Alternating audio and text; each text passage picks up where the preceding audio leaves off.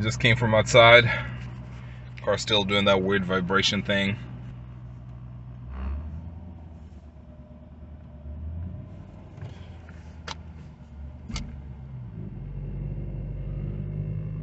Alright.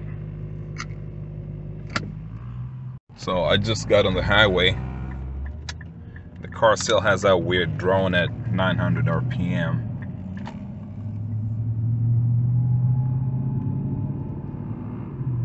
It kind of feels like it's struggling, honestly.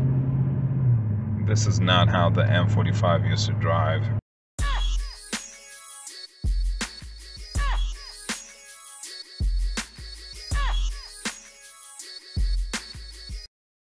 This is an Infiniti M45, and that piece of plastic you see over there is an engine undertray. I'm about to tell you an incredible story. A story of how using the wrong undertray caused my engine to knock and run like crap. Infiniti M45 Sport.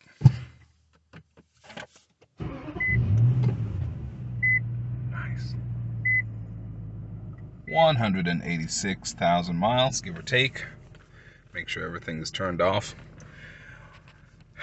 This vehicle has been sitting for a while. I was doing some extensive suspension, brake work, and I also did a tune-up, so to say, because I replaced my spark plugs, PCV valves, air filter, minor things. These cars don't really need too much. So when I put it back on the ground and started driving it, I noticed a weird vibration right around the 900 RPM mark, like this.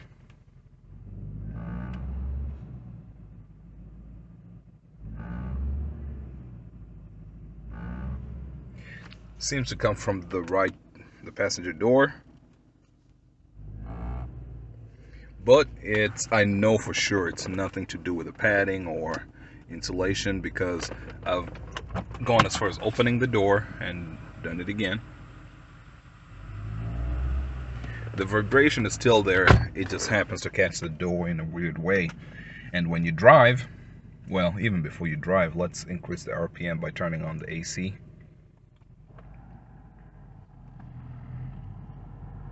Did you hear that? Okay, AC on or off, it doesn't really matter. I wanted to at least show that happens. Put it in drive, and let's start driving.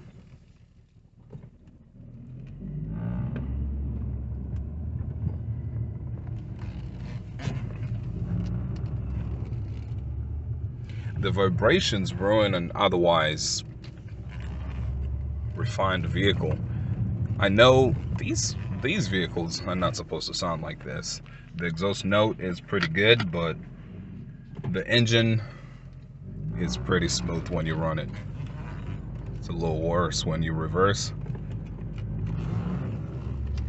Obviously, you're not reversing at such high speeds normally, but it is just something that I noticed, and I am determined to take care of this.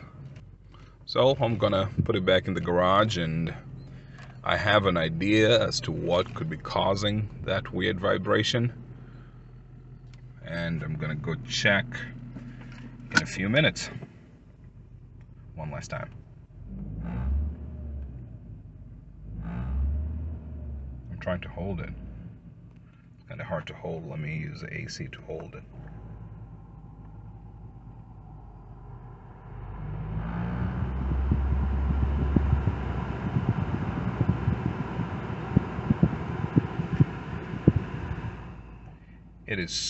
It's such a weird. There you go, right at 900, and it can barely feather my throttle, my gas pedal enough to hold it there.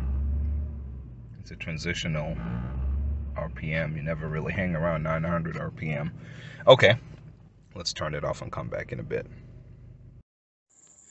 For people that follow my videos, I recently did a review of the aftermarket aluminum Undertray. And for people that might have caught this in the video, I mentioned that being that this one is aluminum, it's a metal, it was going to be a little louder compared to the plastic one. My theory is that this is what is causing all that vibration noise and the feedback, because the feedback, the sound I'm getting, it's more of a correction to engine noise.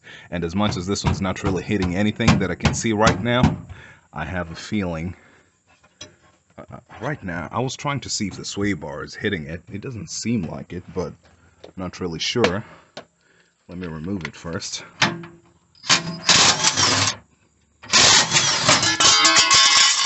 Nope, there's pretty good clearance, at least at this point. And what happens is that when the suspension loads, right, this one will go up, and when that goes up, this one will go down.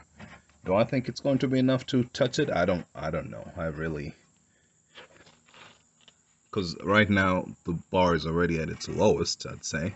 So what I'm gonna do though is, because this is the only foreign thing to the vehicle right now, as I said, I did a lot of work when it was down. I did suspension, I did brakes, I did spark plugs, I did air filter, PCV valves. All those are relatively standard things. This is the number one thing that is foreign to the car. And then the second thing, the spark plugs I used, I got them from eBay, so there's a chance that those are not correct. I'll look at them. But first, I think it's easier to remove this and see if the buzzing noise, the droning, goes away. Alright, so at this point I've removed the under tray. Well, not all of it, just the rear section of it, because this one here doesn't have too much of a rattle. Well, it might, but first I'll run it like this and see. And just looking back here, it's not that this was a problem, but maybe the oil pan itself was the problem. Is it possible that it was rubbing against here? Yes, actually it is. I'd say it is very possible, because we have this band over here that would be contacting. Oh, look at that. Got a mark on it. And this is the back part. Yeah, look at that. Right here. This is a contact area, because this is where the bolt goes, and then here as well. And as you can see, this part right here was touching the bottom of the oil pan.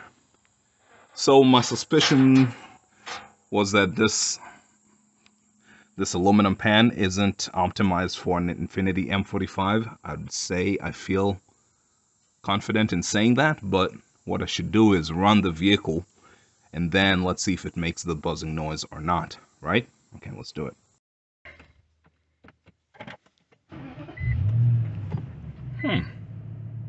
There you go. That's more like it. That's more like it. Let's rev the engine. There you go. Nothing happens. Oh my goodness. See, I told you, this engine is pretty smooth. You can hear the exhaust, which mine is aftermarket right now. But the engine itself is quiet, as it's supposed to. As it's supposed to be. Let's drive off and let's watch out for that sound.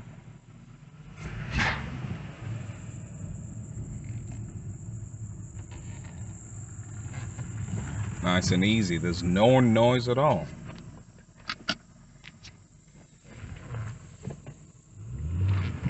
There you go. Yeah, so that aluminum under tray wasn't the best fit for this vehicle right here.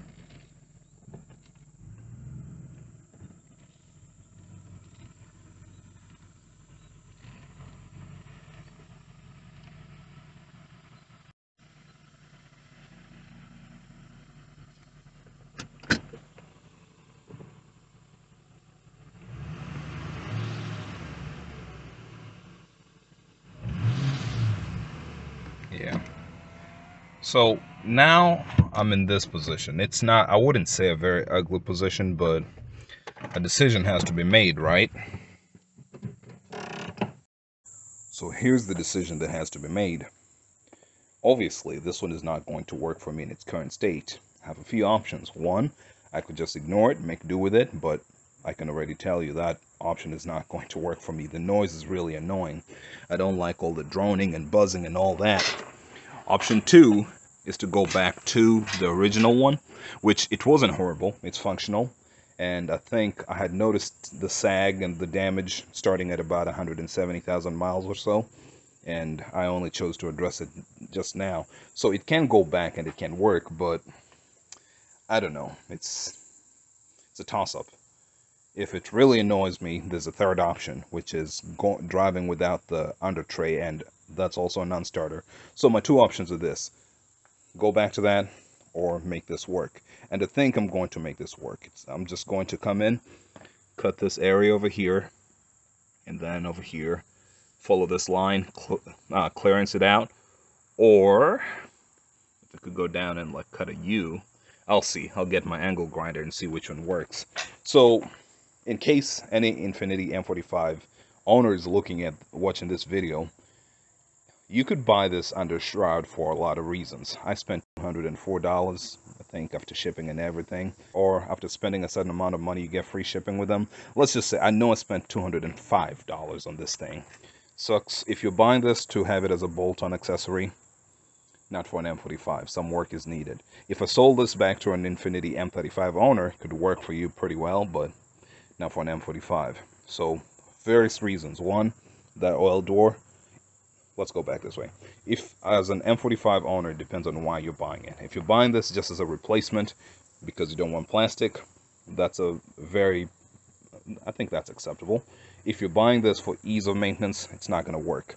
One, oil door is not meant for the M45 users. Two, oil filter, there's no excess, so you still have to remove it. Three, this area right here it's a goofy design thing that went on over here, because I had to hammer this to make it just bolt onto the vehicle, and once it bolted, this part right here was fighting the oil pan. So just something worth noting, you know. Yeah, I think with that I'm just gonna go ahead and do my hacking, and hopefully it works. It shouldn't make it any worse, is all I'm gonna say. So what's the first thing you need to do before cutting? I'll tell you. You need to measure. And thankfully, luckily, I have a spare oil pan over here, so I can just measure what my total, 9, give or take. I have 9 over here. These are the things that determine whether I should even bother making this work. Yeah, I do have 9 inches somewhere here. It's going to be cutting real close to the mounting flanges, but you know what? Let's do it. Let's see what happens. And then mount it, and we'll see how it goes. So it's nice gauge aluminum. I don't know if this will work. Maybe. Let's just see. Oh yeah. Oh, they cut. They cut all right. Okay, I'm gonna go ahead and just use this to cut, and then I'm gonna use my angle grinder to smooth it out. We're ready to put it back in. I've made a few modifications over here. As you can see, cut off this area. My hope is that when it goes back here, it's not going to be interfering with this oil pan anymore. It's going to go straight clear up here. So let me bolt it back up, and let's turn on the car again and see if putting it back on takes care of the noise. Okay. After modifying the aluminum undertray, let's go ahead and start the vehicle, listen to whether our changes made any effect on the vehicle.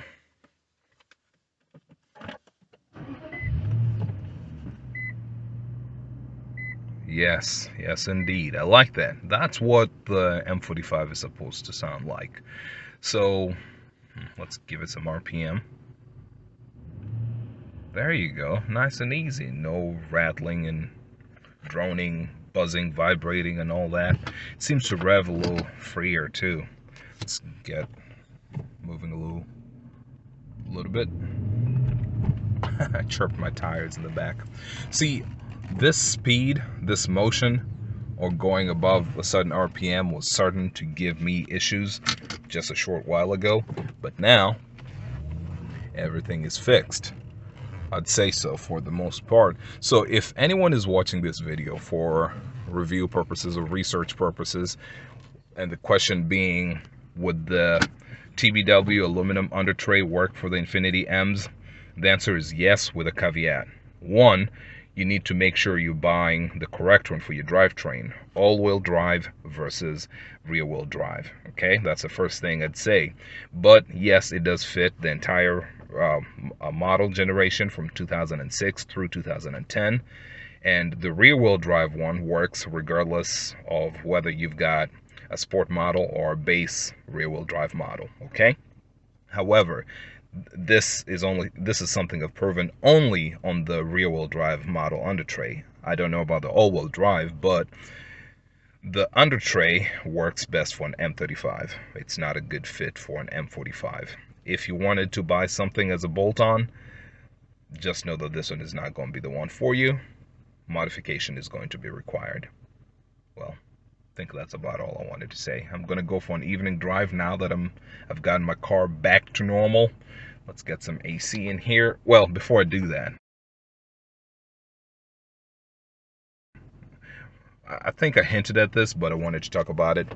There's this feature called active noise cancellation, and I think I should have played with it when I had the buzzing going on, because I think this one allows you to change the audio setting. Well,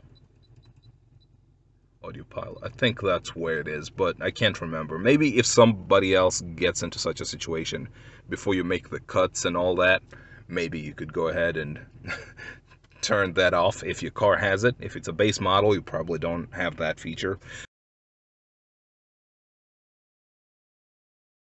But I'm hidden within that feature. There's within that setting, there's a feature called active noise cancellation, and active noise cancellation does its best to cancel out booming noises from the engine bay. And you might not be able to tell, but you have microphones in here, and I'm trying to remember which one is the Bluetooth phone one and which one is the active noise cancellation one. But whenever that happens, it listens out for noises from the engine. So if you've got outside noises coming at you, it plays with the speaker, with a hedge in it, with your audio system, and gives you a reverse noise. And I've shown this with regards to the exhaust of the Infiniti M56. So it sort of amplifies, and because the engine noise that's coming back at you is outside of the bounds of design, they never thought anybody was going to put an aluminum undertray and have it contact the oil pan. So this is a little academic, but the vibration and the resonance that it was giving back to the engine was vibrating back to the car and causing this horrible noise. I don't think by itself, just by sitting, because this engine is pretty smooth, it shouldn't be jumping around. The engine in itself wasn't causing that vibration that you heard, you know, the grumbling and doing all that. But there was a combination of vibration, yes. Look at that. I don't know if that, but yeah. I guess I need to do that Lexus like wine glass test, but this engine's a smooth. Nothing rattling, nothing moving. But as a result of that, it was so bad. Even when driving on the highway, when driving on the road, I could see the feedback. I suppose at some point it ended up being, so the one, there was a noise inside, but two, I've hinted at it, that the car seems to drive and take off a little smoother. That interaction was getting transmitted back into the engine as knock, and the car seemed to have been cutting power. It's crazy. It's crazy what a little modification or a little issue can do to your car. Just change the whole driving, you know, the whole enjoyment of driving your vehicle. For one, you know, as I said, the noise inside and just acceleration was horrible. So I hope this video is helpful, the compilation of videos that I have, and they help you make some sort of a decision for yourself.